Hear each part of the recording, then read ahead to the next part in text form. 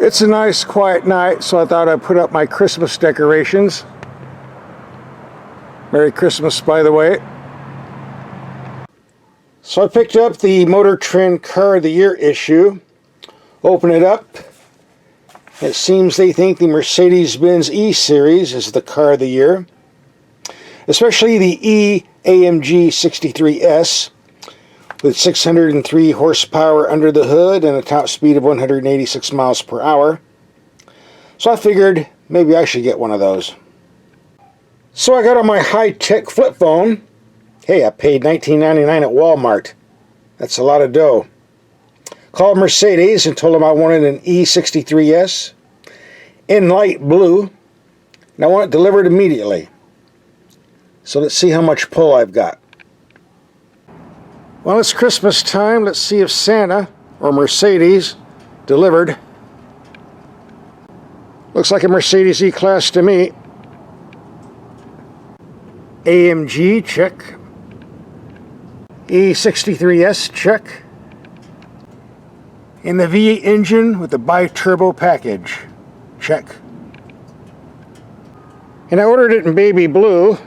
This is called Blue Mango. I've never seen a mango that's blue before, but that's what it's called. And what's very interesting about this is it doesn't really shine. This is a matte color.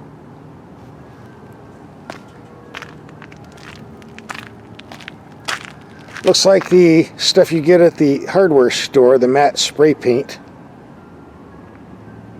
I've never seen a dull matte color like this before. What I do know, if you want this matte blue mango paint, it's $3,950 extra. Yep. And while it does look reflective on the camera, trust me, it's not. It's matte, non-reflective. $3,950 and it's all yours. Speaking of price, the base fee of the 63S is $107,500. But as usual, you're not going to get off that cheap because Mercedes always has more options to get in your wallet. Ceramic brakes, $8,950 extra. The forged wheels, $1,500 extra. Somewhere in the cabin is a carbon fiber interior at $2,850. If you want the carbon fiber exterior, $2,950, although I'm not sure what the parts are. Maybe the rear spoiler. Haven't checked yet. For the safety junkies, a driver assist package. All the electronic nannies that watch your steering, braking, you know the drill. That's an extra $1,950. $395 for air balance, and what that is in the glove box. It sprays perfume in the car to smell nice and sweet. There are plenty more options I'm not going over. The video would be way too long, but here's the bottom line. Plus tax and license. And they have a maintenance plan for 4 years, 40,000 miles, $2,800 extra. You're going to pay it either way. Might as well get the maintenance plan. For that money, you get a 4-liter bi-turbo V8 putting out 603 horsepower, 627 foot-pounds of torque, a claimed 0 to 60 time of 3.3 seconds, a claimed top speed of 186 miles per hour. Handcrafted AMG engine, I might add. Says so right here. So if something goes wrong, you know who to blame. It's hooked to a 9-speed automatic with all-wheel drive for better traction. The European version is rated at 16 miles per gallon in the city, 23 on the highway, but the US version hasn't been rated yet. This is one of the first ones off the production line. They'll be taking out in the real world to get some fuel economy figures. Recently, we also tested 2 other Mercedes-Benz, a 2021 Mercedes-Benz GLE 63S AMG bi-turbo SUV, and a 2020 Mercedes C300 convertible. We have those videos, and in this video, just click and watch. So you're getting 3 videos for the price of 1. Okay, let's get to the interior and driving. And you don't just jump into a Mercedes like this and hit the streets, because the controls are rather complicated for some people if you don't know how they're working. And there's two ways to solve that. Number one, you read the owner's manual, which will take forever, forget it. And the other way is to just get inside, spend about 3 hours, press every button you can see about 1,000 times, and you'll get the hang of it. But here are some tips to save you some time. Okay, on the infotainment screen, you have all kinds of choices here. The only way you can get this to work, finger touch, like this. You don't do this, you're going to be frustrated. I just saved you a lot of time teaching you this.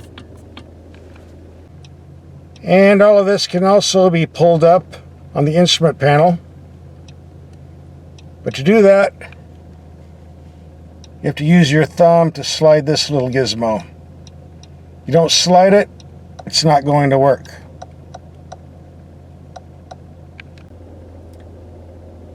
Here's your mode drive switch. Gives you slippery, individual, comfort, sport, sport plus, race. And here's the button to make the exhaust louder if you want.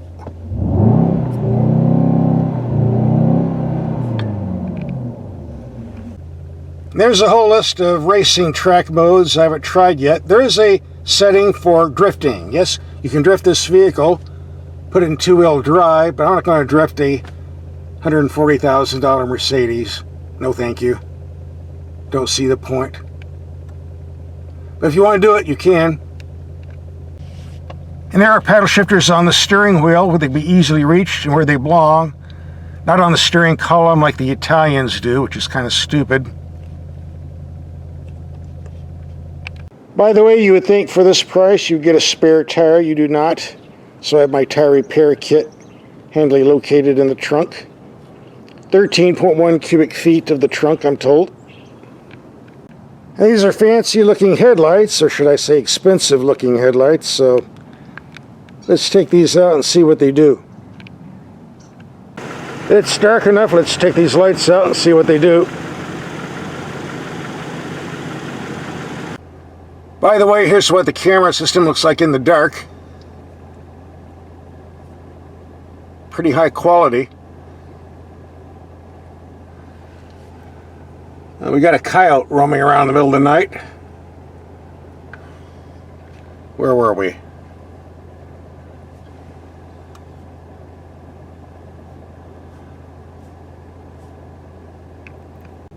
Here we have the low beams on the building 100 feet away. Very bright, good height. High beam. Good widespread, nice and bright. And here we have the high beams on the building 300 feet away. Good widespread, lots of beam, go down low. Actually reaches out, very impressive. Even the cabin lights up quite well, like the inside of a fighter jet. And we have this, I guess you call a neon light stream going around the cabin. I guess that's what you call it. I'll have to look up the owner's manual, see what this actually is. This changes colors too, if you care. And the rocker panel under the driver's door lights up with the AMG emblem, so you won't forget while you're driving. If I paid this much for a vehicle, I certainly wouldn't forget. And on the backcountry roads, the headlights do a pretty good job, especially if you put the brights on. Those road signs are about a half mile away.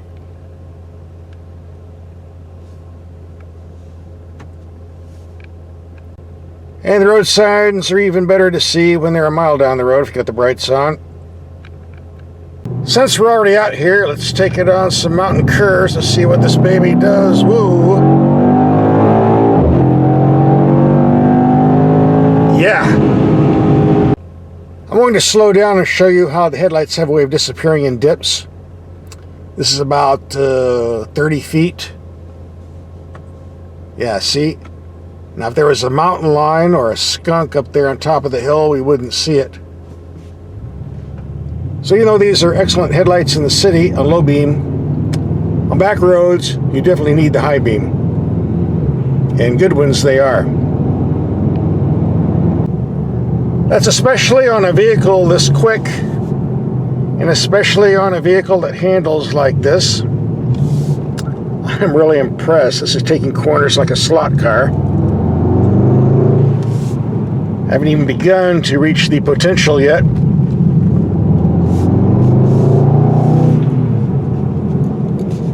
Sticks to the road like glue. I think I'm going to have a lot of fun driving this car.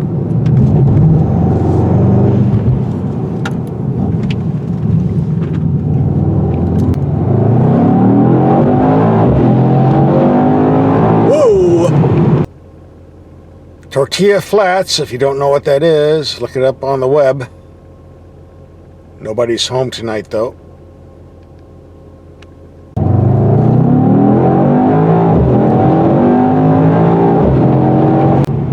That was the quickest headlight test I've ever done. Let's go back to the warehouse and continue our test. Let's get there in a hurry.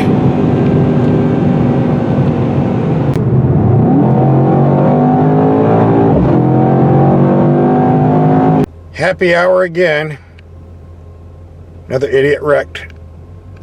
A National Car magazine tested this vehicle recently. It said the ride was extremely smooth in the comfort mode, and they're lying to you. Not true, can't happen. And we can blame the tire pressure recommendations. On an average car, around 35 pounds is about what you would see. This vehicle requires a whopping 51 pounds in the front and 49 in the rear. To handle all that power and torque, you can't have it any other way. And even in the comfort mode, it's a pretty stiff rider. In Sport Plus and Sport, even more. Not a limousine, sorry. This is a performance machine. Most of the complaints on this setup is from the noisier tires more than the suspension comfort, but to find out, we're going to take some speed bumps around 20 miles per hour like we always do and see what happens. Okay, let's give it a go.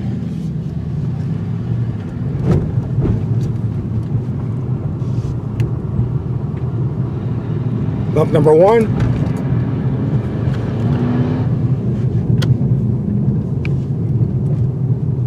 Bump number 2. I felt that one. Number 3. And the rough one. Pretty stiff, but tolerable. Like I said earlier, the main complaint on this setup is tire noise. If you don't feel every bump on the road, you'll hear it. But again, it's a performance machine. If you want comfort, get the standard E-Series Mercedes, but without all the performance goodies. As far as my comments about ride quality, keep in mind it pertains to this particular vehicle only, which happens to be the first one off the production line. Some might even call this a prototype. Perhaps the ones they're cranking out later on down the road are a lot smoother as far as ride quality goes. The only way to tell is to go down to the dealer and do a test drive and see what you think.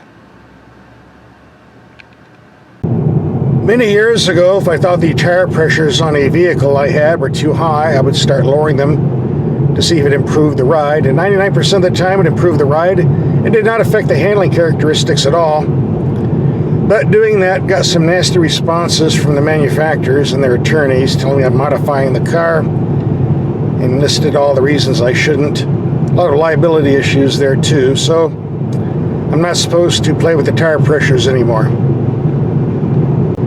But in my humble opinion, 51 pounds in the front and 49 pounds in the rear seems awfully radical to me. If you own one of these, you might want to experiment and keep it down to like 40 pounds and see what happens, but I'm not allowed to do it anymore, so I'll leave it up to you. We just did a 45-mile trip, 1/3 city, 2/3 freeway, averaging 47 miles per hour, 17.3 mpg. I'm sure we could do better on straight freeway driving, but this is what it is. And in the past 218 miles, which involved a lot of spirited driving to say the least, averaging 15 mpg. Not bad for 600 plus horsepower. The 0 to 60 time is claimed to be 3.3 seconds, but there's so much glare coming off the gauge cluster here because of the sun's angle. I don't know if we can even see it anyway. To verify this, well, let's give it a go. 1, 2, 3.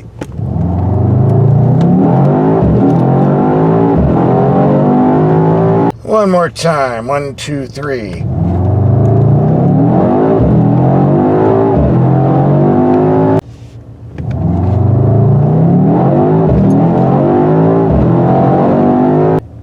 I didn't bring my stopwatch to record the time. Seemed pretty quick to me. If you have a stopwatch at home, just watch it again and click it yourself. If you watch my videos, you know what's coming up next. Gotta stop and say hi to Freddy the Frog. If you don't, you get bad luck. If you stop and say hello, he blesses you with good luck. That way you won't get any flat tires or run into police speed traps.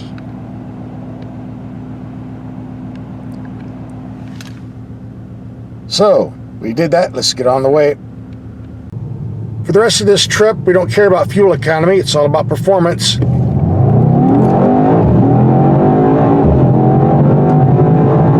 Let's go for it. I had this vehicle in the Sport Plus and race mode, and it's just too radical for the street. Keeps the engine revs way too high than what I would prefer. The sport mode's about as high as I would want to go on the pavement. This engine is doing a fantastic job of climbing these steep grades. Lots of torque, thanks to the turbo system. A very sweet motor indeed.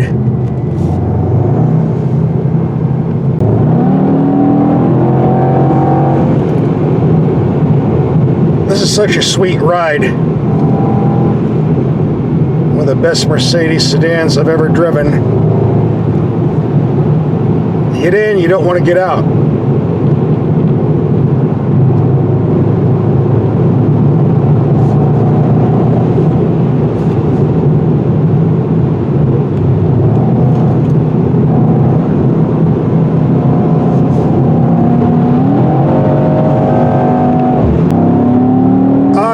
This car. What a fantastic ride. Woo! Yeah. Someone at Mercedes knew what they were doing when they created this one, or should I say AMG knew what they were doing.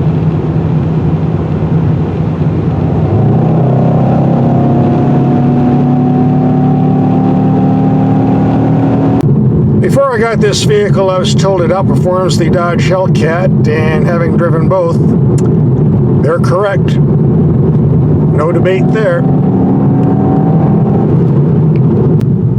If you watched my videos previously, you know this is called Dead Man's Road. Very dangerous place to be driving quick if you don't have the proper vehicle.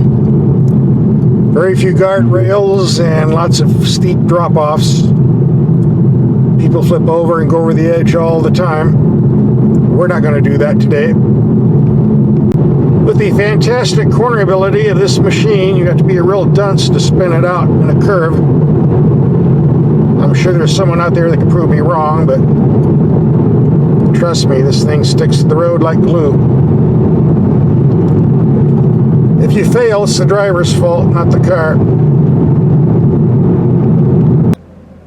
Our little road trip today, 141 miles, averaging 14.9 mpg. Rather impressive considering the brisk driving we were doing. I'm not complaining. By comparison, the Ford Mustang GT, the Chevy Camaro Super Sport, and the Lexus LC 500, all V8s running approximately 470 horsepower, give or take, at around 17 and 18 mpg on the same road and same driving conditions, so considering the outrageous 600 plus horsepower on this, I'd say I'm even more impressed. We're going to pull over and give the car a rest, although I don't think the car really needs one. I think the driver does, more than the vehicle. And these are fantastic brakes. If you can afford the extra $9 grand, definitely worth it. So what's my take on the AMG 63S? Well, with this fantastic power output, the unbelievable cornering ability, and the ceramic brakes that stop on a dime and never overheat, I can honestly say this is the best Mercedes sedan I've ever driven, and probably the best sedan I've driven overall. Yes, there are better performing sedans out there, but not in this price bracket, which overall I consider pretty much a bargain. If you're using the vehicle the way it's intended to, being driven hard, not using it as a grocery getter. If you want the latter, you need to get the basic E-Series Mercedes with these smaller engines, with these smaller price tags.